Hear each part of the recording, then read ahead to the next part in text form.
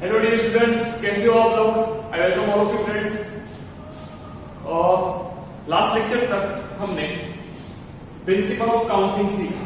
उसके रिलेटेड हमने जो भी एक्सरसाइज नंबर 7.1 था वो पूरा अच्छे से कंप्लीट किया। आई होप कि आप लोगों ने पहले दो वीडियोस अच्छे से देख लिए होंगे ताकि आपको पूरा आइडिया आ चुका हो। ओके, अब सर आज की इस वीडियो लेक्चर के अंदर मैं आपको परम्यूटेशन के बारे में इंट्रोडक्शन कराऊंगा। ओके, एंड एक कॉन्सेप्ट हमको पढ़ना है जिसको बोलेंगे फैक्टोरियल।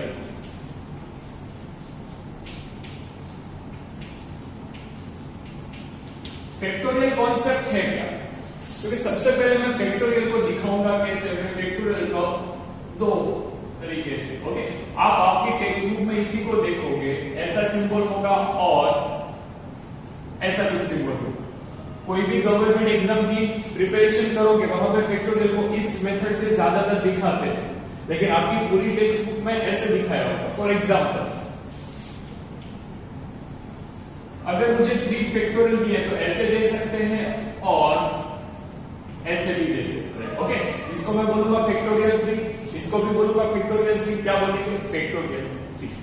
सर होगा क्या एक्चुअली? ओके, मैं आपको एंड फैक्टोरियल के लिए बता दूं ताकि आपको सारा डाउट क्लियर हो जाए। सपोज आपको ऐसा दिया हो कि भाई फैक्टोरियल n या फिर फैक्टोरियल n, दोनों का मीनिंग एक ही होता है। ओके, दोनों का। लेकिन मैं ये इसलिए बता रहा हूं कि आप टेक्स्ट बुक में तो नहीं देखोगे इसको, आप कोई भी जेडबल के पेपर्स देखो आप, ओके, उसके अंदर फैक्टोरियल कॉन्सेप्ट इसी से दिखाया होगा।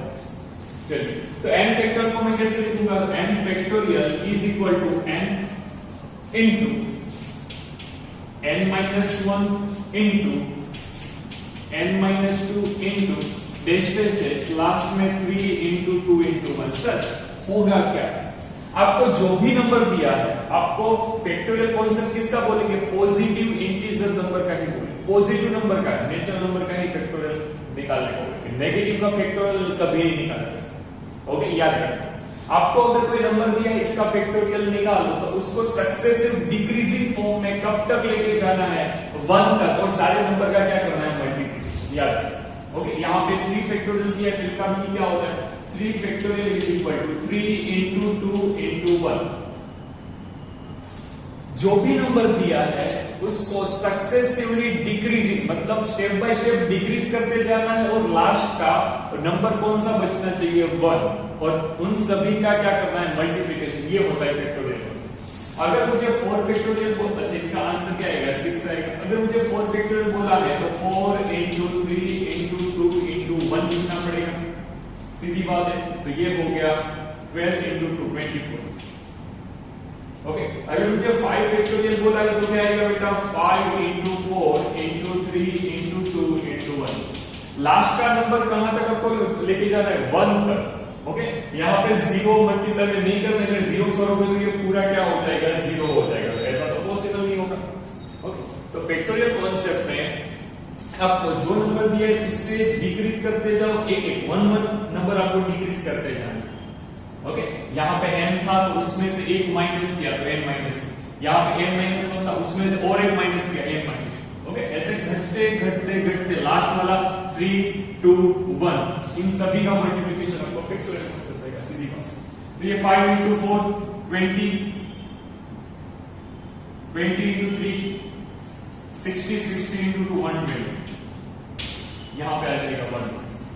ओके, तो सर ऐसा होता है। अब मैं आपको एक और चीज बताऊं। अगर मैं ऐसा लिखूं कि भाई सर 8 फैक्टोरियल आपको सपोज दिया है, तो मैं उसकी जगह पे 8 into 7 into 6 into 5 into 4 into 3 into 2 into 1 लिख सकता हूं। ये आपको पता चल गया है। ओके, लेकिन यहां से इतना अगर आप नजर करोगे 6 into 5 into 4 into 3 into 2 into 1 के ऊपर नजर करोगे तो मैं इसको ऐसे भी लिख सकता 8 into 7 into यहाँ पे 6 फैक्टोरियल लिख सकता हूं। इतना तो 6 फैक्टोरियल ही है। हाँ, सीधी सी बात। ओके, यहां से आप इतना 6 फैक्टोरियल लिख सकते हो। हाँ, सीधी बात। तो मैं 8 फैक्टोरियल को 8 into 7 into 6 फैक्टोरियल लिख सकता हूं, या फिर इतने के ऊपर नजर करिए 7 into 6 into 5, तो ये हो जाएगा 8 into 7 फैक्टोरियल। सीधी बात है। देखो 8 फैक्टोरियल को मैं 8 into 7 फैक्टोरियल भी लिख सकता। ओके, तो इसी कॉन्सेप्ट से हम फैक्टोरियल को आगे बढ़ेंगे। और एक चीज मैं आपको बता दूं, अगर 4 माइनस 2 दिया है तो आप क्या करोगे, 2 लिख दोगे। ओके, लेकिन अगर 4 फैक्टोरियल माइनस 2 फैक्टोरियल दिया है तो यहां पे आपको 2 नहीं लिखना है, याद रखना है। ये फैक्टोरियल कॉन्सेप्ट, इसको अलग से सॉल्व करके आपको लिखना पड़ेगा। 4 फैक्टोरियल मतलब कितना होता है, 24, यहां पे 24, इसका आंसर निकालो। 2 फैक्टोरियल मतलब कितना होता है, 2 into 1, तो 2 ही आएगा, तो ये हो गया 22, तो इसका आंसर 22 है। ओके, चलिए, तो अब मैं आपको एक डेफिनेशन बताने जा रहा हूं जिसका परम्यूटेशन, जो हमारा चैप्टर का टाइटल है। सर परम्यूटेशन मतलब क्या होता है, तो उसके अंदर मैं फैक्टोरियल कॉन्सेप्ट को लाऊंगा, तो आपको फैक्टोरियल कॉन्सेप्ट आना पड़ेगा। ओके, आना चाहिए।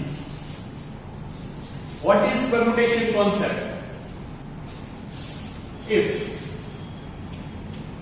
आपके पास अगर n ऑब्जेक्ट्स है, क्या है, आपके पास n ऑब्जेक्ट है, उसमें से मैं r ऑब्जेक्ट्स को कैसे डिफरेंट टाइप से अरेंज कर सकता हूं, वो क्या होता है परम्यूटेशन। तो आप ऐसा बोल सकते हो permutation is nothing but one kind of arrangement.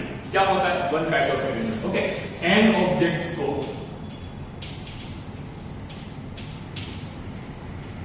n objects में से r ऑब्जेक्ट्स को अरेंजमेंट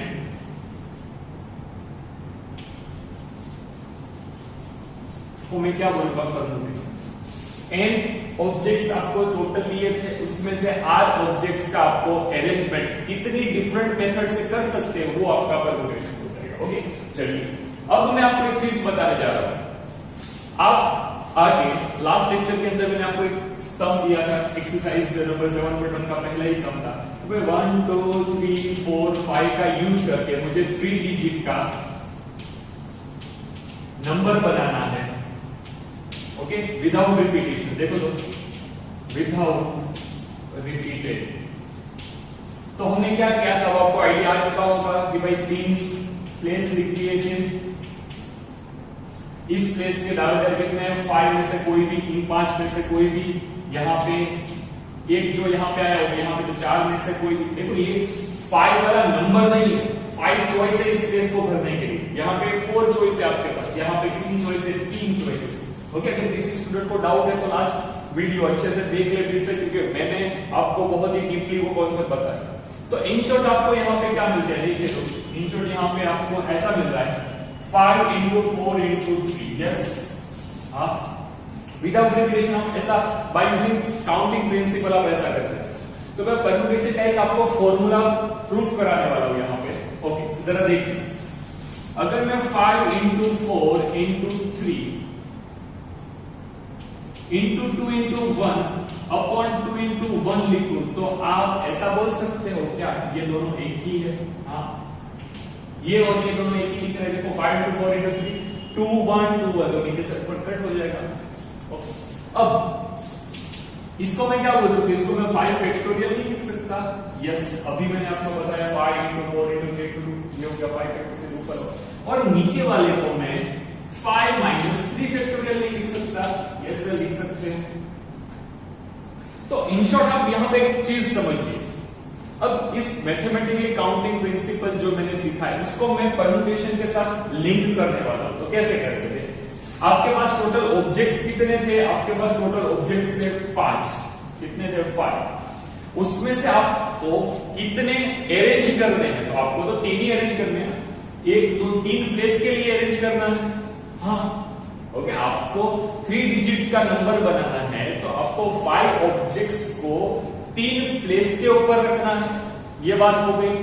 ओके, या फिर ऐसा हो सकता है कि भाई 5 ऑब्जेक्ट में एट टाइम सिंगल टाइम पे मैं 3 को ही अरेंज कर रहा हूं, ऐसा भी हो सकता है। ओके, तो देखिए 5 में से मैंने किसको अरेंज किया, 3 को। ओके, तो यहां पे अगर मैं इसका फॉर्मूला बनाते हो परम्यूटेशन को लिखते कैसे, n ऑब्जेक्ट्स में से अगर मुझे r का अरेंजमेंट करना है, डिफरेंट टाइप से अरेंजमेंट कैसे होगा, तो npr is equal to n factorial upon n factorial upon n minus r factorial. ये फॉर्मूला है परम्यूटेशन का, ये आपको याद है और इसी के बेसिस के ऊपर आएगा। ये आपने काउंटिंग प्रिंसिपल किया था, उसका कुछ ऐसा आंसर आता है विदाउट रिपीटेशन में, तो 5 into 4 into 3 into 2। ओके, अब ये हमारा परम्यूटेशन का क्या हो गया फॉर्मूला। ओके, चलिए ठीक है। तो आपको यहां पे ये देखना होगा n मतलब क्या, टोटल ऑब्जेक्ट्स आपको कितने दिए हैं, r मतलब क्या, एट ए टाइम आप कितनों को अरेंज करना है या फिर आपके पास प्लेस कितने हैं। ओके, NPR ये हो गया। अकॉर्डिंग टू सम आप इस क्वेश्चन को कर सकोगे। ओके, अकॉर्डिंग टू सम आप इस फॉर्मूला को अप्लाई करके क्वेश्चन को कर सकते ऐसे।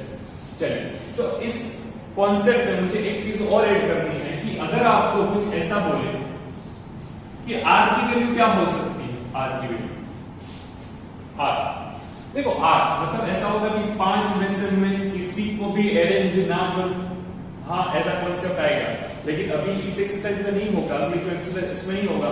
लास्ट हम जब कॉम्बिनेशन एंड परम्यूटेशन दोनों साथ में करते होंगे तब ये भी कॉन्सेप्ट आएगा कि मैं 5 में से किसी को भी अरेंज नहीं कर रहा हूं, तो 5P0 ऐसा लिखेंगे। ओके, चलिए R की वैल्यू क्या हो सकती है, तो R की वैल्यू पॉजिटिव होगी, R की वैल्यू 0 भी हो सकती है। हाँ, अभी आपको पता चला कि कुछ अरेंज नहीं करना है तो 0 रखेंगे, या फिर मैक्सिमम कितना हो सकता है, 5 दावेदार थे, उसको मुझे 5 प्लेस के ऊपर रखना है।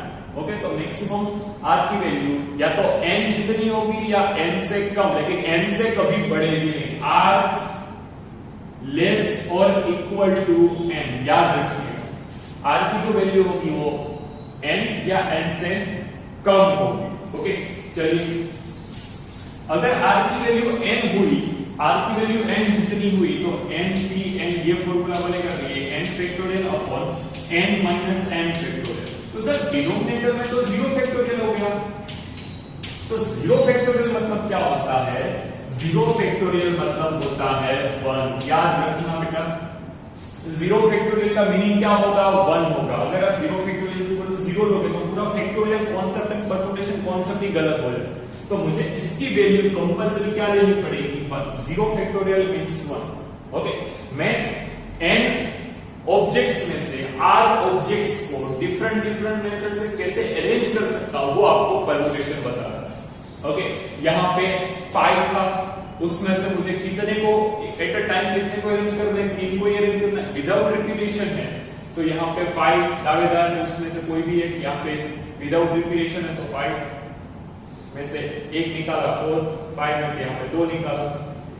ओके, तो ये पूरा था परम्यूटेशन का कॉन्सेप्ट। फिर से एक बार, n ऑब्जेक्ट्स में से मुझे r को अगर अरेंज करना है, वो अरेंजमेंट डिफरेंट कैसा हो सकता है, उसके हिसाब से ये फॉर्मूला बना n factorial upon n minus r factorial. Okay, n मतलब टोटल गिवन ऑब्जेक्ट्स, r मतलब आपको कितनों को अरेंज करना है वो बात। चलिए, तो यहां पे हमारा परम्यूटेशन का कॉन्सेप्ट थियरिटिकली यही होता है। एंड हम एक्सरसाइज नंबर 7.2 देखने वाले हैं। चलिए देखते हैं 7.2। ओके, ये क्वेश्चन है 7.2 पे। 7.2 देखा होगा सर। पहला क्वेश्चन क्या दिया है, क्वेश्चन नंबर 1 दिया है 8 फैक्टोरियल। चलिए 8 फैक्टोरियल मतलब क्या होता है, 8 into 7 into 6 into 5 into 4 into 3 into 2 into 1। Okay, ये क्या हो जाएगा, 8 फैक्टोरियल हो जाएगा।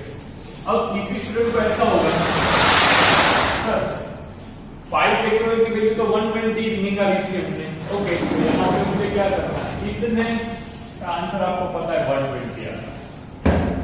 ओके, इनका मल्टीप्लिकेशन करके 120 के साथ मल्टीप्लाई कर दो, आपका आंसर आ जाएगा 8 7 56। 56 into 6 करूंगा,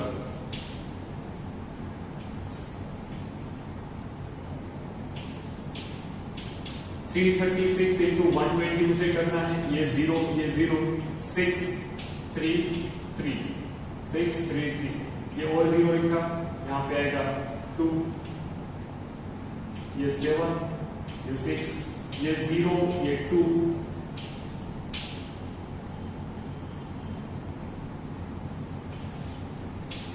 तो मेरा आंसर आ गया 4, अच्छा यहाँ पे पहले ये लिखते हैं 40320, लेकिन यहाँ पे लिखना पड़ेगा 336 इसका इंटू 120। ये सिंपल सी बात। ओके, जनरली ऐसे क्वेश्चन आपको रफ में ही करने होंगे क्योंकि ये इजीली पता चल जाएगा। देखिए क्वेश्चन नंबर फर्स्ट का सेकंड मुझे क्या दिया गया, 4 फैक्टोरियल। चलो वहां पे कॉन्सेप्ट आ गया 4 फैक्टोरियल माइनस 3 फैक्टोरियल। कोई स्टूडेंट क्या करेगा, सर 4 माइनस 3 करो 1 फैक्टोरियल, सर नहीं होगा, याद रखना 4 फैक्टोरियल मतलब 4 into 3 into 2 into 1 करना पड़ेगा, माइनस 3 into 2 into 1 लिखना पड़ेगा। तो इससे मतलब क्या होता है, ये 6 ये 24 हो जाएगा, 6 4 24 माइनस ये हो गया 6 माइनस करिए तो 18 आपका आंसर हो जाएगा। क्वेश्चन नंबर सेकंड में मुझे क्या बोला, देखिए क्वेश्चन नंबर सेकंड में बोला is 3 factorial plus 4 factorial is equal to 7 factorial. ये सही है क्या, ऐसा क्वेश्चन। तो सर मुझे देख के लग रहा है नहीं सही होगा क्योंकि फैक्टोरियल का एडिशन थोड़ी होता है। फैक्टोरियल तो चलिए यहाँ पे एलएचएस निकाल दे, एलएचएस क्या आएगा 3 into 2 into 1 plus 4 into 3 into 2 into 1, ये एलएचएस है तो ये हो गया 6 प्लस ये 24, यहाँ पे कितना आ गया 30। अब आरएचएस मतलब 7 into 6 into ये 7 factorial 7 into 6 into 5 into 4 3 2 1। Okay चलिए ये हो गया 120, 5 फैक्टोरियल मतलब 120,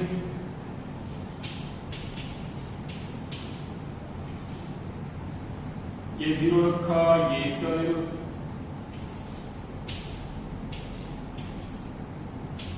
तो मेरा आंसर आ गया 0405040। देखो तो LHS is not equal to RHS, LHS is not equal to RHS, so this is not equal, यहाँ पे not equal का सिंबल आ। Okay please write it down.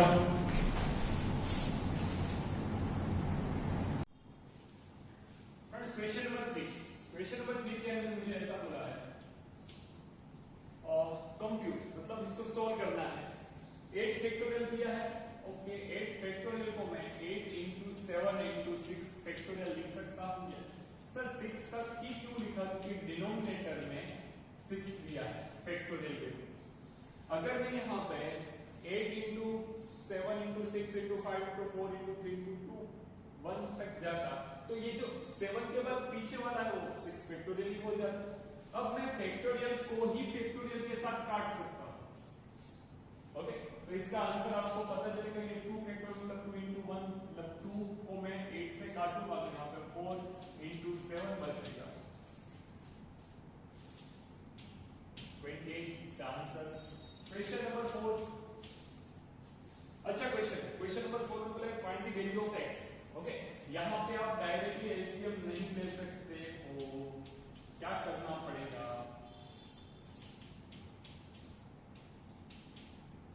सबसे पहले आपको 6 फैक्टोरियल 7 फैक्टोरियल 8 फैक्टोरियल तीनों डिनोमिनेटर पे है। हाँ तीनों में से सबसे छोटा कौन है 6 फैक्टोरियल, तो वो कॉमन निकल सकता है। कैसे 1/6 factorial as it is plus 1/7 into 6 factorial लिख सकता हूं is equal to x upon 8 into 7 into 6 factorial लिख सकता हूं। 1/6 फैक्टोरियल को बाहर निकाल के 1/6 फैक्टोरियल निकला बाहर, ये 1 plus 1/7 is equal to x upon 8 into 7। Okay ऐसा दिख रहा होगा, इनको यहाँ पे 6 फैक्टोरियल भी है।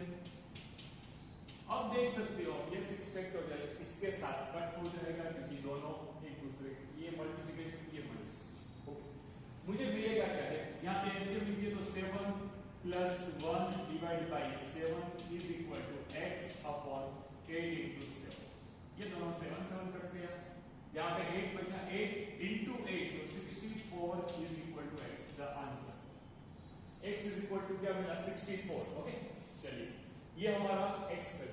क्वेश्चन नंबर 5 की ओर बढ़ते हैं। क्वेश्चन नंबर 5 में मुझे क्या बोला है, इसको रफ कर देते हैं। क्वेश्चन नंबर 5 में मुझे बोला है कि आपको n factorial upon n minus r। देखो ये मैंने जो आपको परम्यूटेशन की डेफिनेशन इस वीडियो लेक्चर के अंदर बताई है वो 7.3 के अंदर अप्लाई करेंगे। तो उसकी प्रिपरेशन के लिए आपको एक फॉर्मूला दिया है, okay. Question number 3, n factorial upon n minus r factorial, yes ये फॉर्मूला किसका है, परम्यूटेशन का, NPR लिखेंगे कैसे, NPR कैसे लिखेंगे, n ऊपर PR नीचे, ओके। और कैसे सॉल्व करेंगे इसको, n की जगह पे आपको लिखने को बोला है 6, r की जगह पे लिखने को बोला है 2, ओके। लिखते हैं n फैक्टोरियल मतलब 6 factorial upon 6 minus 2 factorial is equal to 6 factorial upon 4 factorial is equal to 6 into 5 into 4 factorial upon 4 factorial, okay. ये 4 कट हो जाएगा, फैक्टोरियल होगा तो ही कट होगा बेटा, याद रखना।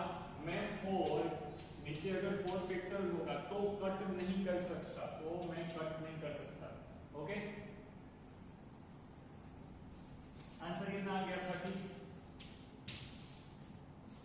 क्वेश्चन नंबर 5 का second, n is equal to बोला है 9 लो, r इज इक्वल टू बोला है 5 लो, तो कैसे करेंगे, 9 फैक्टोरियल अपॉन 9 माइनस 5 फैक्टोरियल ऐसे लिखना पड़ेगा। जहां पे n दिख रहा है वहां पे n की वैल्यू 9 रखो, r दिख रहा है वहां पे 5।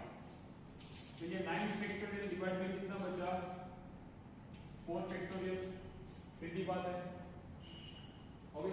तो ये कहां तक जाएगा, देखो 9 into 8 into 7 into 6 into 5 into 4 factorial तक भी जाना पड़ेगा।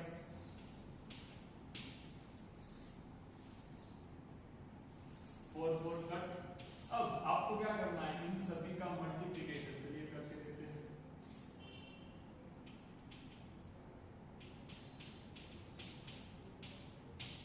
ऐसे लिख सकता हूं, तो 72 into 21 210, तो 210 मल्टीप्लाई में 72 करना है, यहाँ पे 0 आ गया, ये 0, ये 7 14, ये 0, ये 2, ये 4, 0 2,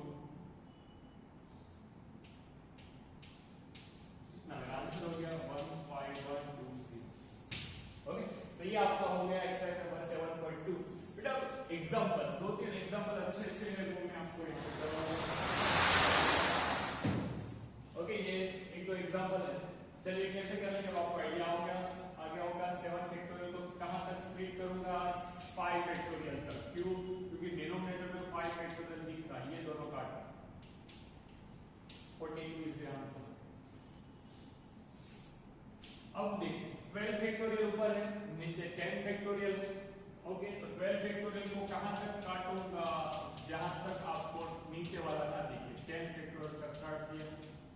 ये 2 फैक्टोरियल का 2 into 1, ये 10 will be cut, ये 2 काटूंगा 6 होगा, यहाँ पे 66 is the right answer, okay. इसको कैसे सोल्व करेंगे आपको आइडिया आ चुका होगा। सबसे छोटा कौन है, 8 फैक्टोरियल है, तो 1/8 फैक्टोरियल को बाहर निकालेंगे, तो 1/1 प्लस 1/, यहाँ पे कितना बचेगा, 6/9 इज इक्वल टू x। यहाँ पे 10 फैक्टोरियल था, तो कहां तक अलग करूंगा, 8 फैक्टोरियल, क्योंकि मुझे इन दोनों को काट, एलसीएम आएगा 9, यहाँ पे 9 plus 1 is equal to x upon 9 into 10, ये 9 कट, यहाँ पे बचा 10 is equal to x by 10, तो मुझे x इज इक्वल टू कितना मिलेगा, 100 इज द आंसर, ओके। तो बेटा यहाँ पे हमारा जो फैक्टोरियल कांसेप्ट के रिलेटेड एक्सरसाइज थी 7.2 हमने अच्छे से कंप्लीट कर ली है। आपको पूरी एक्सरसाइज अच्छे से प्रिपेयर करनी है, ओके। नेक्स्ट लेक्चर के अंदर हम जो भी अपना परम्यूटेशन का ओरिजिनल लेवल के सम है वो हम देखेंगे, ओके। तब तक के लिए please write it down and जय हिंद।